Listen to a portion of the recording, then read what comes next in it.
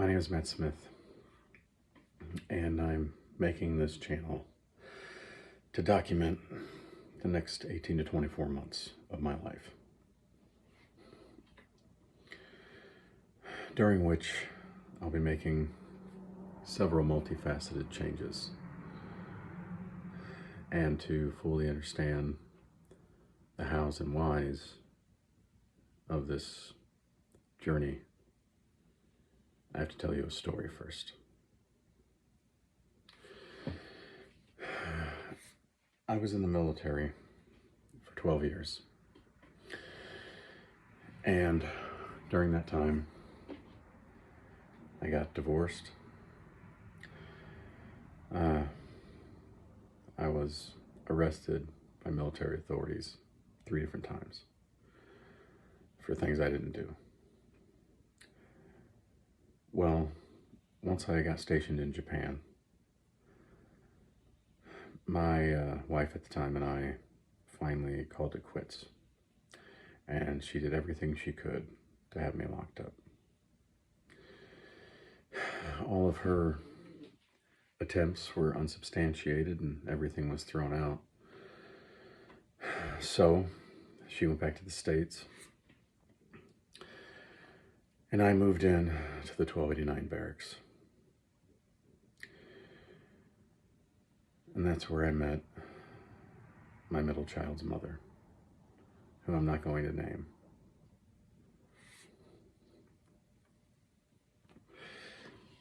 Now, when we met, it was very casual. Didn't even ever hang out aside from going out to the smoke tech sometimes. And that was in the whole group of people. And then one day, there was an argument in the hallway because her room was directly across from mine. Like, you look out the people and you can see her room. So we both came out and people were fighting in the hallways. And once that cleared out, she just kind of standing at her door looking at me, and I was looking at her. So I started talking to her. She's very pretty. She's always been very pretty. She said that she was going to go get some food, but she never really left her room. She was just kind of awkward about being in another country, and she was kind of socially awkward too. So I threw it out there that I could go out with her to get something to eat. So I told her right outside the gate, there's a whole country out there. And she did. We went down to a yakiniku restaurant and talked, ate for hours. It's just beautiful. And I really liked her. So we exchanged numbers, or emails as they say in Japan. And a few days later, after I hadn't heard from her, I figured that was going to be it. A few days later, she texts me, "Hey," and I'm like, "Who's this?" She's like, "It's me." And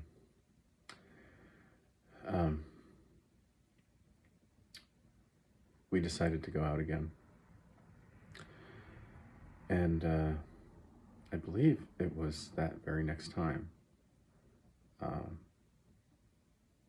could be wrong here, but we went to a mall called Lalaport. And, or as the Japanese say, Raraport, because they don't have L's. And after walking around all day, getting stuff to eat, looking at things to buy, we went on the terrace. If I remember correctly, it was lightly raining. It was dark. And we got really close. And that was the first time we kissed. After that, I mean, that was all she wrote as far as I'm concerned. I was so in love. She said she was too. And she actually said it first. I was taking her to work, and as she got out of the car, she said, "I love you," and then she like was trying to correct herself, and then she just got out and walked inside. Cutest thing. Anyway, to make sure the video is not too long, we spent the next 10 months, almost a year together.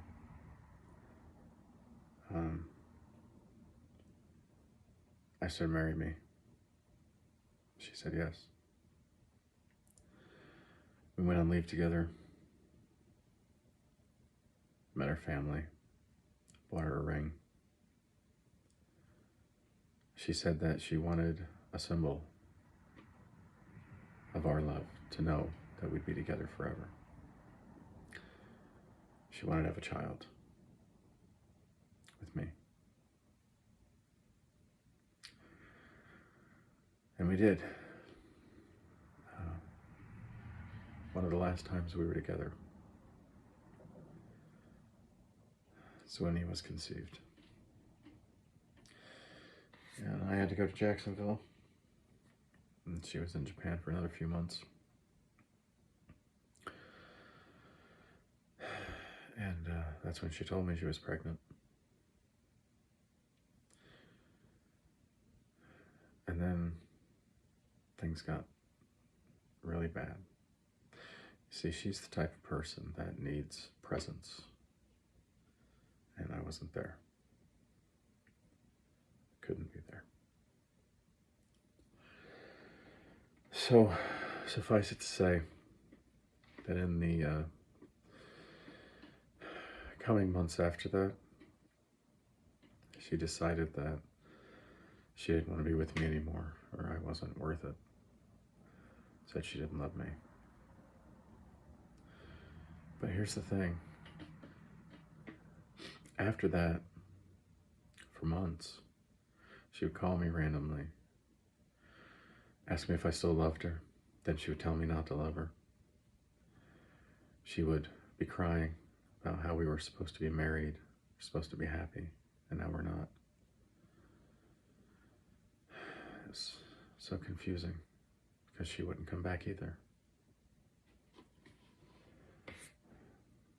And I went up to see my son about 2 years later with some stupid girl I was dating. And that's when, like, the curse started. See, no matter who I was with, there was always something that brought a lot of communication between me and my son's mom after the relationship ended. Always. Every time. Without fail.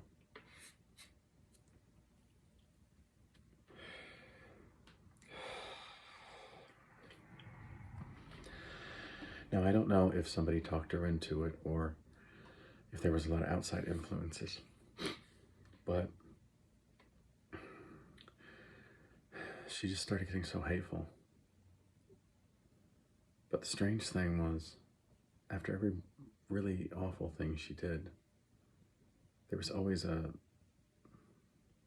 short time of tranquility.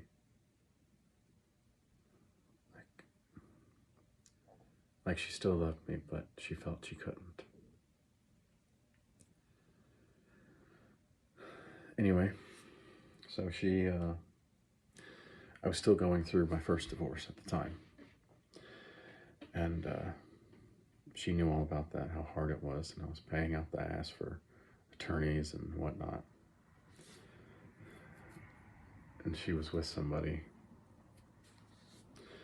And that's when she decided to file for child support, which cost me more money in attorneys. And now having a child support payment and child care and everything else, I couldn't work on a better career or anything, because that would require taking a job with less pay, which would mean I wouldn't survive. And I was stuck in that situation for 10 years. It took me 10 years to clean up what she did. And finally, I got the opportunity to go up and see my son again. This time he's 12. So I went. When his mom got out of the car,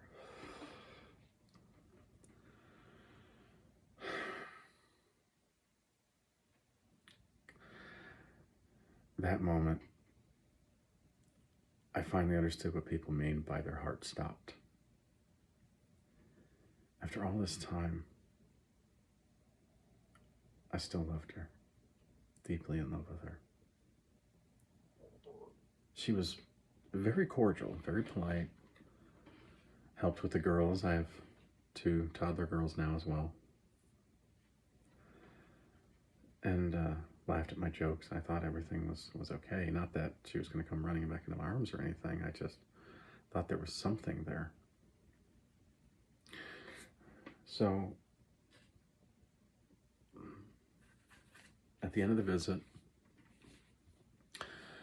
I wrote my son and her a letter. I gave it to him separately. I talked to him alone.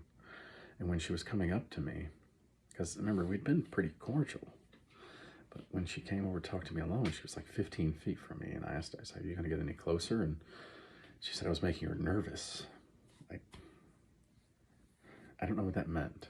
You know, I mean, that could be she thought I might hurt her. That could be she was afraid of me trying to be romantic with her or whatever. But I assured her it was just to talk. She still never got within like 4 feet of me. So I gave her the letter, and it was professing my love for her, and how when she was hanging out with us on this visit, it's like her, and my son, and my other sons, and my daughters. It was like the family was finally together.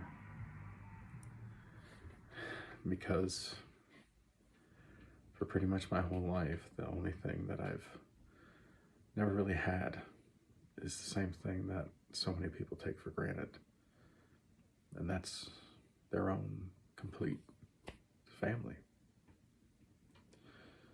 You know, mom, dad, kids under the same roof, going out together, just normal things that I was just never able to obtain. I'm not saying it was one person's fault or the other's, but I'm sure I played my part. And at the end of the letter, I asked her if this has meant nothing to you. I wrote down 5 questions. I just limited it to 5 to felt I'd have a better chance of her answering them. And at the end of the letter, it said, if none of this has meant anything to you, then answer these 5 questions and help me heal and get some closure and try to move on. So I asked her the questions. And you may want to know what the questions were and what the answers were, so I'll tell them to the best of my memory. The first one said, during all that time in Japan, did you ever really love me, or was it something else? And at every one of her answers, like, she hesitated, like she had to really think. And she said she thought she did at the time. And I believe the next question was, from your perspective, what went wrong that ended us? And she said the distance, for one, and her changing her perspective on what she wanted. And I'm not even sure what that means, but I have an idea now. And I believe the third question was there anything that either one of us could have done that would have kept us together? And she said she didn't think so. And then the fourth question was, if you ever developed new feelings for me, would you tell me? And she had to like recite it back to me, like in detail, to make sure, like, and she emphasized the future, because the question was already, if you ever develop new feelings for me, would you tell me? And she goes like, she said, if I ever develop new feelings for you, like down the road in the future, would I tell you? Yes, I would tell you. That's what she said. And the last question was, do you ever think about me, or do you ever think what life would be like if we'd stayed together? And she said no. And I told her, enjoy your ride home. And she walked away and then turned around and said, have a safe flight. And a couple of things happened after that. And I'm not a relationship expert, so I don't know what it means. When your mind wants something so bad, you'll grasp any piece of information and force it to support that narrative. So I could be completely wrong. But later on, I told her, just because I was a little irritated, that she could have paid for herself. And she said that she felt weird about that too, because I was paying for everything. She said she could send me the money back. It's not a big deal. But during one of the dinners, she was talking about how she just stays at home now. Always refers to the guy she's with by his name. Never my boyfriend, my fiance, my husband, never any of that. It's always by his name. And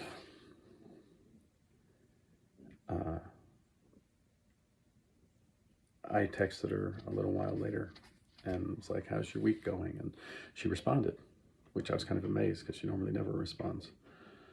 And she said, oh, it's going good. You know, everybody's sick except your son, because we don't really get sick.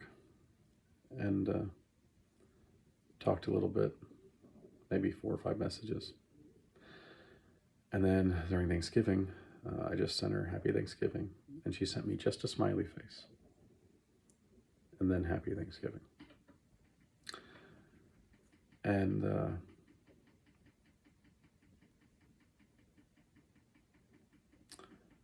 I had a text conversation with her about how much notice does she want when I come up. And I'm doing all these just to see if she responds and how she responds. And the latest, I texted her because I had a question about the housing market up there, because I want to move there within the next 18-24 months.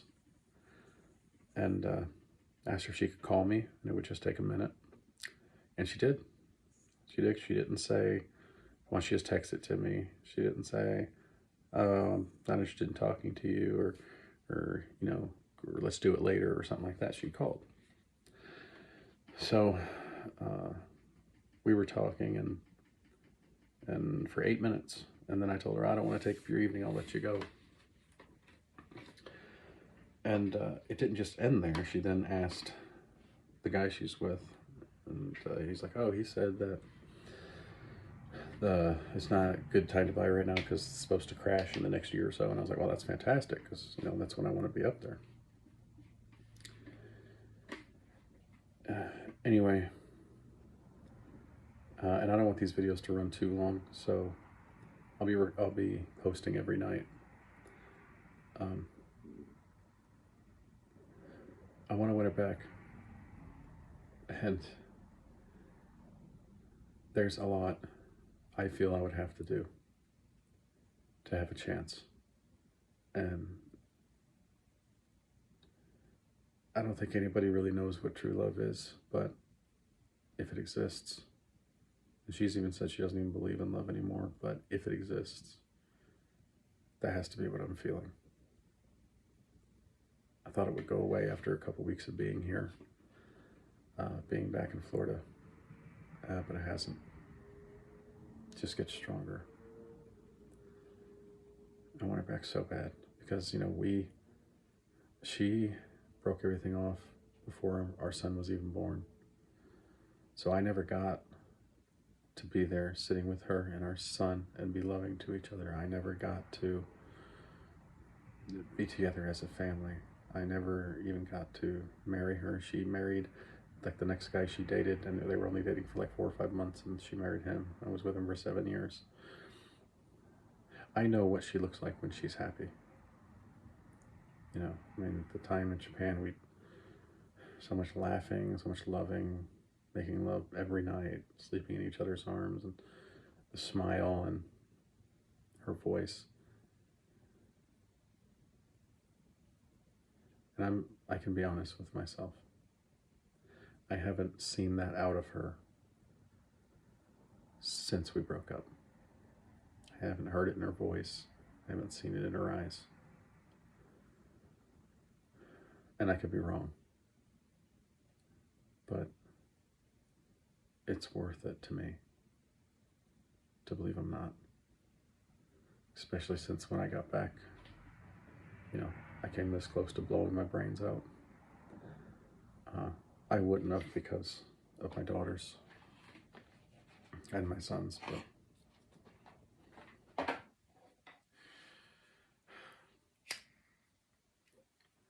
that's what this is all about.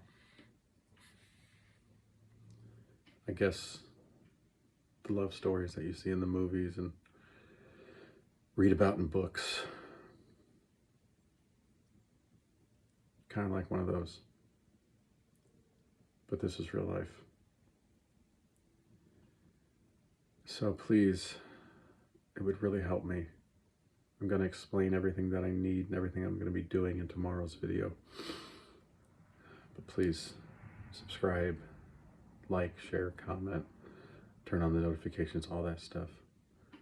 Maybe at some point during this series, if she sees one of these, maybe she'll watch them all. And she'll see that I can be the man that I was in Japan, that I can be the man she loved.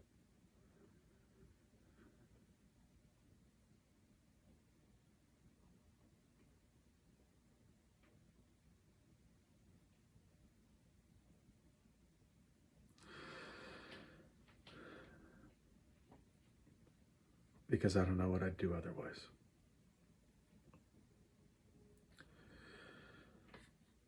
I'll talk to you guys tomorrow. Bye. And remember, love is not easy. If it was, everyone would have it, including me.